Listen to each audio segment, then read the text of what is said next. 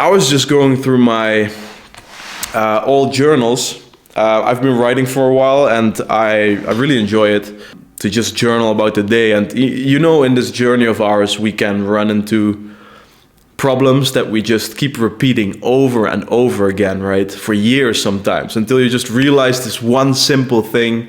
One of these even by itself allowed me to start making money with my business and sustain my life through my business. These are really profound lessons that allowed me to grow into the next version of myself.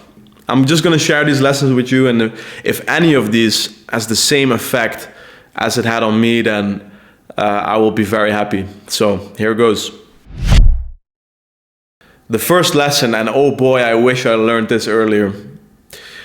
The world doesn't do anything more than reflect how you see yourself. The world looks at you to see how you see you. When you see someone who is charismatic and you feel this sort of attraction or this pull towards someone, it is literally you looking at that person, and you see and you feel that he respects himself, that he likes who he is, and that he believes in what he's saying to you.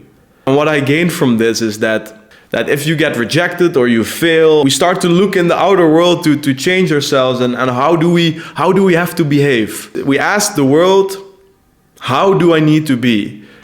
And when we do this, the world will not respect you because you don't respect yourself. To understand that nothing in the outer world needs to change, and that simply there is one thing of importance, and it is that, hey man, I like myself. And there's clear steps in improving that, very simple steps, right? Find what you love to do in life, get paid for it, treat your body with respect, become someone that you like.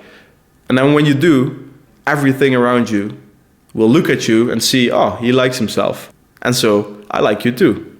You should never look outside of yourself. It is the inner world first, and the outer world will just reflect how you see yourself. The second one is about money. And if you're planning to start your own business, or you have your own business or project, then this will be absolute gold for you. I was struggling to make money until I got this piece of advice from my mentor at the time, Lucas Rubix. We are all plagued with three fears, essentially. The fear of perfectionism, imposter syndrome, and procrastination. These are three handles that our fear has to make sure that we don't get rejected, and that our precious ideas will not see the light of day. Because oh boy, if our idea gets rejected, our content, our business, our website, oh boy, if it gets rejected, then I will not be good enough. That is the bottom line. I was definitely a case for that, right? I was in the first years of business running after sales, and I had these beautiful plans and strategies and ideas, planning myself, perfecting the idea, and delaying execution. And the reality is that you have to see your idea, your website, your YouTube channel, your brand, your business. You have to see it out in the world, out of your head in the world, because only then can you see it for what it is. You cannot perfect or improve something that lives in your head. And that brings us to the piece of advice, which was you have to think in minimal viable products. Focus on getting as quickly to the minimal viable product that you have an idea. It's like, oh, let's build a business. It will be good. I can connect it with my newsletter, whatever. Bang, bang, bang. 4 days later, the minimal viable product, the absolute basic level of the product itself. And now I can improve it. Now I get feedback. Now I see if it even works. Get your ideas as quickly from your head into the world, and it will change everything. Everything that is not helping you get the minimal viable product out there as soon as possible is resistance. It is fear. What you're afraid of is that if the idea works, then your life will change and you will lose comforts, and now you have to get after it. And the other thing you're afraid of is that it fails. But listen, you can have a beautiful idea and perfect it in your head, but often when we perfect it, we don't have the helicopter view of the idea, of the product. And so our little pivots and additions and changing the brand and the website and the colorways will often make it worse, because we're not seeing the idea for what it is. You have to get it out into the world. And you will see either very quickly that your idea is shit and that you have to move on, or you will see very quickly that you can start making money after 4 days.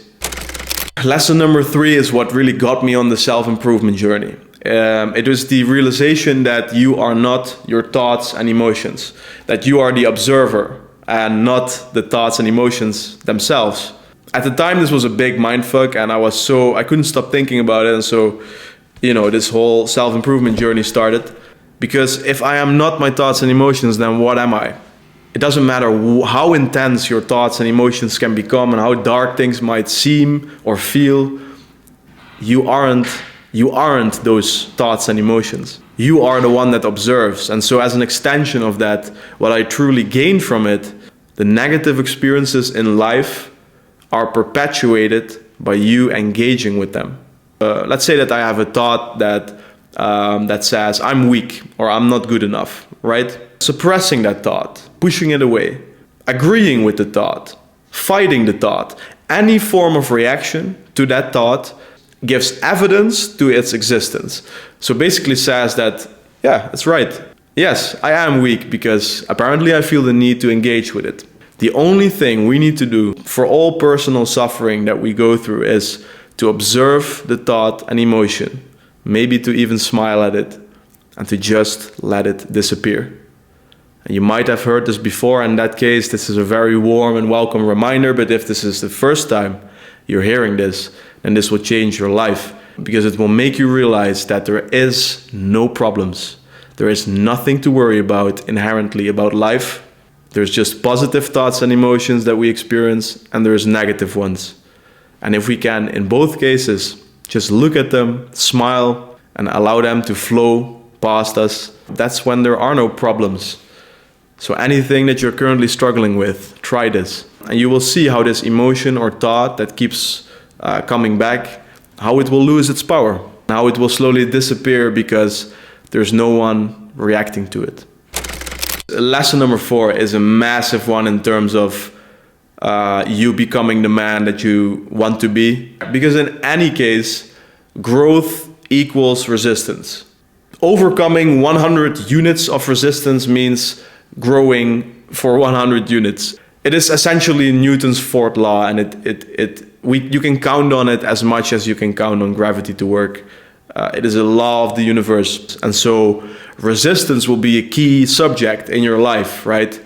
When you are starting to implement a new part of your life, let's say you want to get up at 6 in the morning and you have a horrible habit of sleeping until 11 or 12 and you just cannot get rid of it, right? You feel so nice and warm and comfortable in your bed and you just cannot seem to get up earlier, right?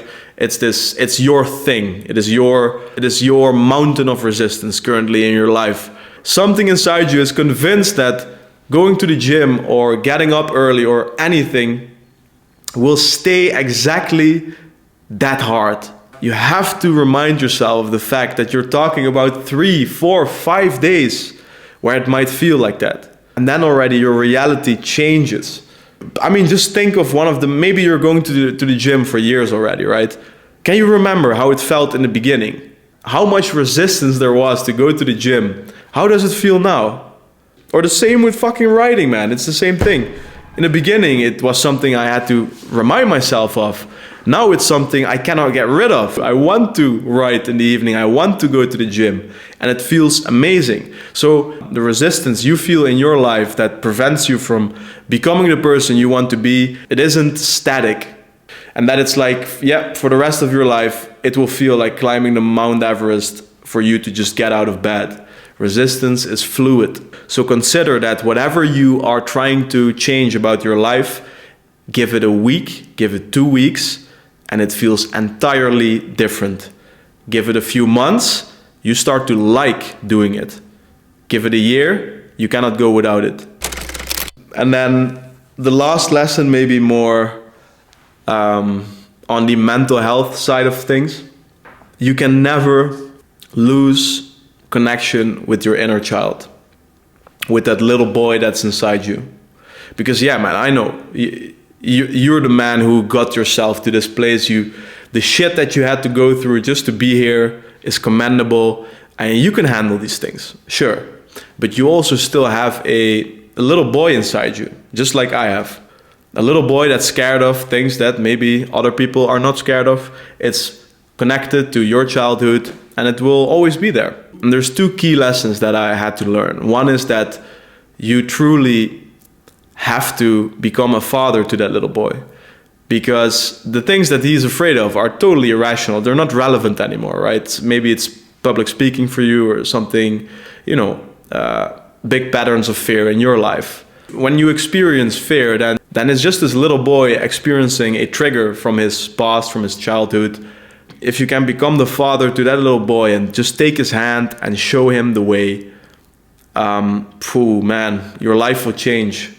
All the specific little and big fears that you have are exactly the things that could prevent you from, living the life you want to live. And the sooner you start holding his hand and teaching him that these things aren't real, that these fears aren't real, the sooner you will become absolutely unstoppable in any way, in any part of your life, right? Physically, mentally, spiritually, financially. To know that you are not fearful in these moments, but it's just triggers of the past, and it's this little boy that, is asking you to hold his hand, man. That's it. And on the flip side, on the positive side of it, this childlike way about yourself, never lose it, man. Losing that childlike way about him, and therefore also losing all that charm and that passion and those deep levels of satisfaction, man. You cannot lose that side about yourself, because you will become the serious, rigid adult, man, that thinks in terms of fucking spreadsheets. You cannot lose that childish way about yourself, man. Never lose touch with it. So on the loving side, stay in touch with that child, and on the fearful side, just take his hand and show him that there's nothing essentially to be afraid of in life. Consider subscribing to this channel and joining this movement. And yeah, man, keep your eyes out on the community. We're gonna launch next week, so you can put your name on the launch list if you want to get in for very cheap as one of the first 20 founding fathers. That's it. See you in the next one.